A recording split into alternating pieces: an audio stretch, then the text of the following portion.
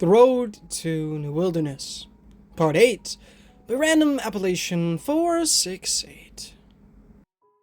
Jamie hurled herself at me, and my world flew sideways. The enormous rhino thundered past, its sharp horn missing my leg by inches. More sandy dust kicked into the air to choke me, and I scrambled alongside Jamie on all fours toward the grassy side of the road. A dozen or so yards away, the rhino wheeled around and lumbered back toward us, the dirt vibrating under my palms as it did. Jamie's pistol lay where she dropped it in the road. We were backed up against the intact section of the fence. There was no way the beast could miss. Thwack. Something red streaked through the air and caught the rhino on its right shoulder. Thwack. A second red streak plunged through the plumes of dust, and the rhino stumbled, one of its front feet buckling. Down the animal went and slammed into the ground with a colossal thud that I felt in my ribcage. Like a stony glacier, it ground to a halt mere feet away from Jamie and I, its ear twitching, one of the stubby gray legs kicking. At last it lay still, save for its sides rising up and down in the slow rhythmic bellows of sedation. I stared, heart still racing, at the horn that had come mere feet from impaling me. Did that really just happen? Boots crunched on the gravel and a figure bent over me, shadowy in the rising sun. Hey, are you okay? I looked up to see those eyes, blue like the sky, set in a handsome face with mousy brown hair cut short around his ears. Last night still felt like a blur, but I would have been blind not to recognize the boy who'd scooped me out of the pile of dirty shoes. He wore a yellow cut-off t-shirt with a scrapyard logo on the front of a crane poised to pick up a broken-down old car, both his muscled arms gleaming in the sun. A holster rested on his right hip, much like Jamie's, though the handgun inside it had a wooden grip with German markings on the metal. An old-fashioned military knife like the one my grandfather carried in Vietnam hung beside it, oiled and sharp. Well-worn blue jeans covered his legs, and in his hands the boy held a strange-looking silver rifle, with red feathered darts, tucked in a pouch on the buttstock. I let my eyes lock on his and sat there drinking them in, too shaken and surprised to speak. Where do they make people like you? Seriously, is there a lab somewhere, or... We're fine. Jamie coughed and spat into the nearby dirt as she rolled to her feet. Landed on our ego, so nothing broken. Chris grinned at that and offered her a hand up, though Jamie didn't take it. Instead, he turned to me and held out his hand with a warm smile. Still, that was close. You good, newbie? My heart roared in my ear, and heat poured across my face in a tidal wave. In the daylight, he was cuter than I remembered, and he spoke with a slight accent that I couldn't place, something between Australian, British, and maybe German. I knew nothing about foreign languages other than a few movies I'd seen, and my track record with regular American boys hadn't exactly been stellar. Come on, say something before he thinks you're being weird. I was just eating my kebab. Instantly, my face went from hot to boiling in humiliation, and I bit my lip in self-loathing. My kebab? That's what my brain had chosen to spit out in that moment? I didn't give two figs about this stupid fish. I'd almost been trampled to death. Why did I have to be so hopelessly awkward? A soft sound met my ears, and I realized he was laughing, as if I'd just delivered the punchline to a joke. Chris reached down to grab my hand and pulled me up from the ground like I weighed nothing at all. Yeah, Margie's food will be the death of us. You sure you're okay? No broken bones? Coughing on the dust, I shook my head and brushed myself off to avoid meeting his eye, still embarrassed. I'm fine, really. Others crowded around the rhino, and from the haze, Dr. O'Brien jogged forward, another dart gun in her hands. She let out a sigh of relief and knelt beside the huge animal. Nice shot, Mr. Decker. Poor Akura here is extra flighty today. No lacerations, though, so he should be just fine once he sleeps the sedative off. We're okay, thanks for asking, Jamie grunted with a roll of her eyes. Oh, don't be so dramatic, Jamie. Dr. O'Brien waved us forward with an excited smile. We're witnessing scientific history, after all. Come, look, it's fascinating. Everyone pressed forward, and I leaned in as well, the chalky dust mixing with the musky scent of rhino. At first, all I could see was the leathery gray skin of the beast in the morning sunshine, some mud and a few flies buzzing around. Then, my eyes picked up on the hair. A thin coat of hair had begun to sprout from the rhino's skin, growing in coarse brown strands all over its hulky body. I was no expert on rhinos, but I knew they didn't have long hair, and to see it made my shock fade into wonder. 3 centimeters more than yesterday. Dr. O'Brien used a little white plastic ruler to measure one of the hairs, and a few of the other girls in the circles scribbled on the little clipboards they had. Judging by their latex gloves, medical bags at their sides, and note-taking material, I guess these to be more researchers. Chris also squatted down beside her and ran a hand over the thin fur of the rhino. Southern whites don't grow hair this long. No. Dr. O'Brien pulled out a small syringe to draw some blood from the animal's thick skin, but their genetic ancestors did. Look at the length of his horn and the hump on his back. Those are bigger than last week, too. He's changing fast. Changing? I turned to Jamie and opened my mouth to speak. It's the breach. She seemed to read my mind and whispered to me with an expression that held both curiosity and concern. It's causing some of our species here to mutate. Adapt, Dr. O'Brien corrected her, capping off the blood sample vial without skipping a beat. Rapid physical adaptation through suppressed traits in the genetic code, and it's affecting every species, so far. Some changes are just more profound than others. Our bison herd has shown very little adaptation, while these guys are going full prehistoric all at once. The others reached out to pet the sleeping rhino, and I dared to mimic them, placing my hand on the gray hide. It was softer than I'd expected, a strange mix between velvet and leather, with a hard layer underneath. And the hairs rubbed like a bristle brush against my palm. Ceratopterum antiquitatis. Dr. O'Brien clipped a few of the hairs into a little test tube with a pair of scissors, holding it up so her subordinates could see. The world's first natural hybrid between Ceratopterum simum and Colodonta antiquitatis. All the vigor and heat tolerance of a south white rhinoceros, with the cold hardiness and armor structure of a woolly rhinoceros, perfectly adapted to survive here. And supercharged with enough adrenaline to punch clean through offenses. Chris frowned and fixed her with a stern gaze. It could have killed someone, Doctor. We need to at least put him in one of the other paddocks for safety. Dr. O'Brien stood and wiped her hands on her work slack with a nod. We'll release him in a few days. I want to be sure his health is up to it. Rapid change can weaken the immune system, and Okura needs to be at his top strength if he's going out into the wild. Jamie scooped her pistol from the dirt and waved her free hand at the distracted group. Forgive us for not sticking around for another stampede. It was fun, though. We should do this every Tuesday. Her sarcasm earned Jamie a few annoyed glares from the researchers, but Chris handed his dart gun off to one of the boys in the group and trudged over to us. I'm heading that way, too. I'll let the maintenance crew know we need a fence patching team out here ASAP. You have this under control, right? Of course. Dr. O'Brien went back to talking over her shoulder, too infatuated with her specimen to look away. Thank you for your help, Chris. I owe you one. Distancing ourselves from the group, we headed further into the road between the animal enclosures, the smell of manure, hay, and livestock heavy in the air. Jamie and Chris both fell into silence, and something about it felt tense, as though neither wanted to look at the other. Left in an awkward form of limbo, I instead chose to peer at the various animals I could see from our side of the fence line, wondering if any more would come crashing through to kill us. There were more rhinos, though these seemed much calmer, and a small herd of 4 elephants, with teams of researchers crowding around them to measure their tusks, which seemed longer and more curved than I remembered from my last zoo trip. Zebra and antelope grazed along with some furry kind of goat that I didn't recognize, and tan-colored donkeys. They were cute, and I would have smiled if not for what Dr. O'Brien had said. It's affecting every species so far. Some changes are just more profound than others. What kind of changes would befall these animals? Would they all revert back to some kind of wild, unpredictable prehistoric hybrid? What did that mean for us? I'd eaten a bison burger only this morning. Would I start changing too? Don't worry. I jerked my head up to find Chris wearing a sympathetic grin. Adaptation is different for every animal. Okura was just confused, scared. We're safe so long as we're careful with him. He slowed to walk beside me, and I fought the fluttering in my stomach to nod. Thanks for, back there.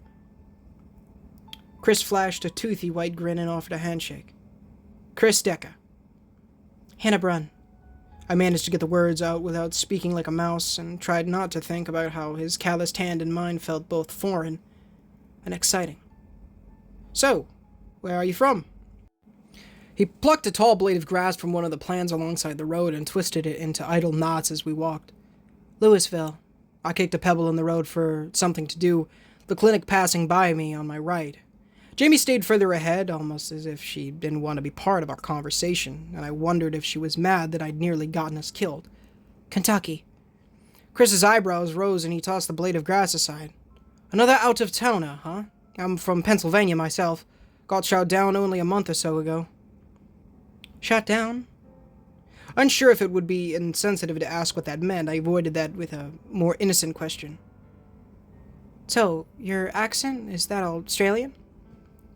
Chris's eyes brightened a little, and he laughed with another headshake. Africans. My grandparents on my father's side were from South Africa and Rhodesia. My Oma raised me after they died, so I ended up being able to speak the home tongue as well as English. What about you? Not sure you want to know just how bland my life is. I shrugged and went back to kicking my little rock. I took Spanish once in high school, but was never that good at it. My parents are both from Kentucky, so... yeah, kinda boring. That last bit came as a defeated slip. Something I regretted saying right away. It sounded self-pitying, and I felt stupid for having said it in front of him. An elbow gently bumped my upper arm, and I looked up to see him watching me with those eyes that turned my brain upside down. I don't believe that for a second. You're here, right? Boring people never end up here. I almost stopped dead in my tracks, and had to force myself to keep moving. A compliment? I didn't get those, not from non-family members, and certainly not from boys who didn't reek of BO or want only one thing. Part of me feared that maybe Chris was working up to that. A cruelly elaborate sleazebag that knew how to charm a girl into sending him nude pictures so he could humiliate her in front of all his friends. But I didn't want to believe that. This was nice. Being seen felt good.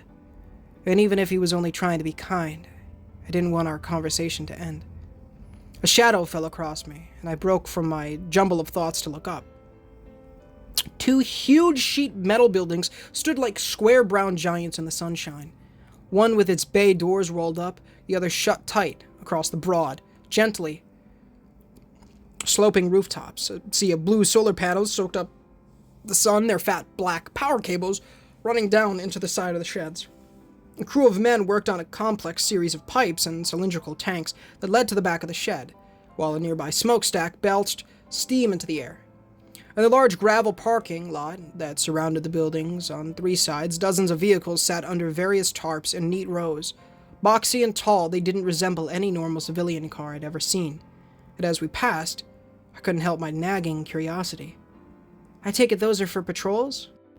I guessed, peering at a gap in one of the tarps to see welded steel spray painted an olive green color. Among other things, Chris leaned closer to me with a cryptic tone, but I couldn't focus on his words for how his warm breath tickled the skin of my neck. The research team figured out a way to layer the armor with aluminum so we can move faster than ELSAR's Humvees, but still survive rifle fire. Took us 3 weeks to get the gas well online, even with the chief mechanic's expertise and on oil field stuff. We had to move the solar batteries, restore the old school generators, dig a storage bunker for the ammunition, and sneak every bit of aluminum past the echo spider nests in the scrapyard, all to build 14 of these things.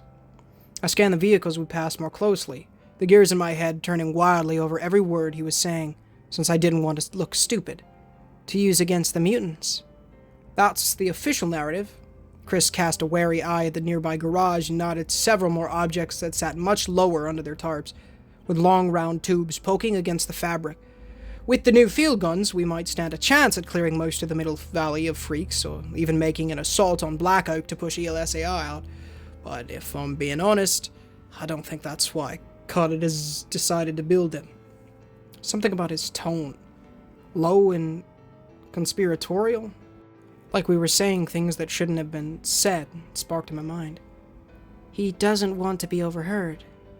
Which means this has nothing to do with the monsters. Sweeping the parking lot with my eyes, I threw a cautionary glance over my shoulder, surprised at how I was already growing used to such a tactic. You think they're for the elections?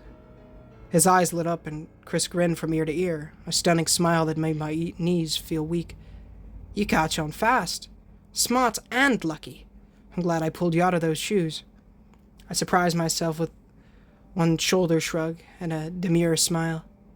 Me too. Chris laughed, and I could have sworn his eyes twinkled, which sent my overloaded brain into a tailspin. Did I just flirt with someone? Watch your step, Jamie called back to me, cutting through my euphoria as she held open a man door in the side of the first building. Walking into the mechanical bay, I watched a dozen men in overalls lower a gun turret onto yet another diesel pickup truck, its cargo bed converted into a box of armor plates. Workers shouted above the drone of machinery, an engine rumbled, and an air impact gun clattered noisily on a stuck bolt. One wall stood covered in stainless steel racks of square white batteries, all linked with power cables that led to the rooftop panels. Against the opposite wall, two enormous generators hummed along, presumably fueled by the natural gas from the well I'd seen earlier. The air smelled of hot metal, propane, and grease, and somewhere in the background, a radio blasted classic rock through a patchy speaker. I dodged people as best I could, trying not to get in anyone's way, as Jamie led us on toward another man door in the back of the shop with a black outline of a rifle painted on it. Hey, Decker! One of the nearby crewmen wiped both hands on his overalls and waved. Give us a hand, will ya? We've got to get this alignment right, or the stupid thing won't turn. Chris turned to me and made an apologetic half-smile. Duty calls, but it was good to finally catch up with you. Trying not to show my disappointment, I shook his outstretched hand again, my brain choosing this exact moment to fuzz over with nervousness. Yeah, it was. I'll see you later. Around? I'll see you around.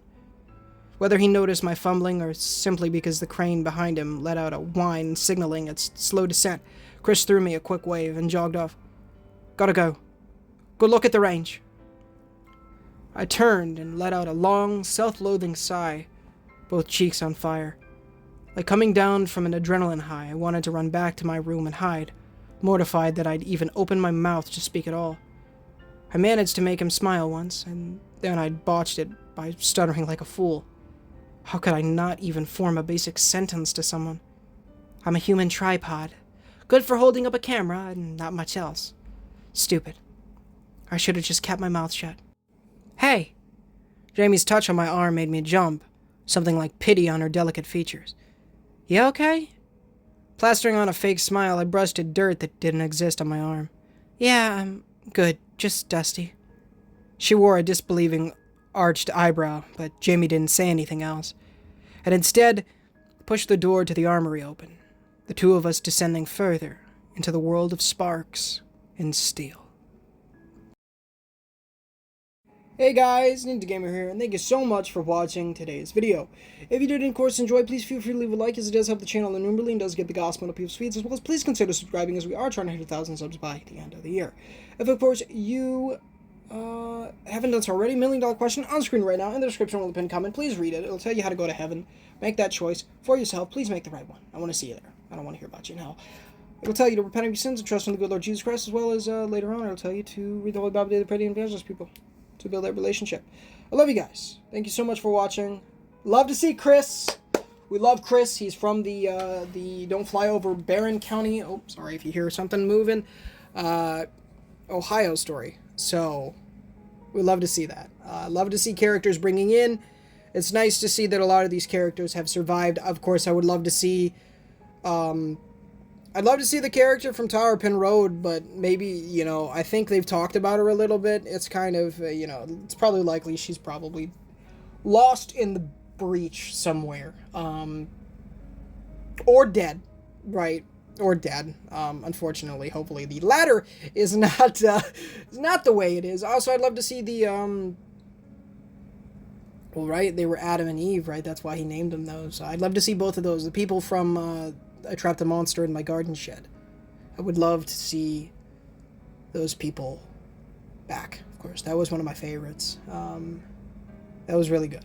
I love you guys. I'm not going to keep you here too much longer. I love you so much. Stay tuned. So much stuff is coming out. Pokemon DLC, Dead by Daylight event, freaking Help Wanted 2. It's crazy, dude. It's crazy. It is nuts how much stuff is coming out. And Help Wanted. Oh, gosh. That was really loud. I kind of woke the kitties up. I'm sorry, puppies. I'm sorry. I love you. I'm sorry. Alright, I'm gonna end it. Very exciting. Aiden should be getting a PS5, though. So that means Hub 102. And I'll get the platinum that for you guys. That'll be freaking awesome. Spider-Man 2 as well. I can't tell you when that will be because obviously Pokemon comes out next week. The DLC, and I'm going to be sinking hours into that mother fricker. Lots of hours. So, I love you guys. Thank you so much for watching. Stay tuned for... I have been meaning to set up a new series recently. And so I'm probably going to do both of these. Road to New Wilderness and another series, secret series that I don't actually know has ever been read on YouTube, which is really not giving it the justice it deserves. It's an amazing story. One story that I heard a song from Mew, which this will be a way that you can maybe see it if you want to do the research, but Mew composed a song for this story.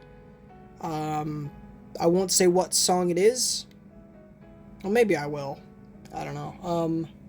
Because I mentioned it, but maybe I'll leave a link to it in the description. Yeah, I'll leave a link to it if you want to do your extra research. But it's a story, and it's an absolute amazing story. I've gotten permission from the author, which is awesome. I love to see stories that I've read in the past, or heard in the past from, like, you know, Mr. CreepyPasta, link in the description, to his channel, that I'm able to narrate, because it's a blessing. It truly is. So, I don't know. I love you guys. I will talk to you very, very soon. But until next time, guys, this is Ninja Gamer, signing off.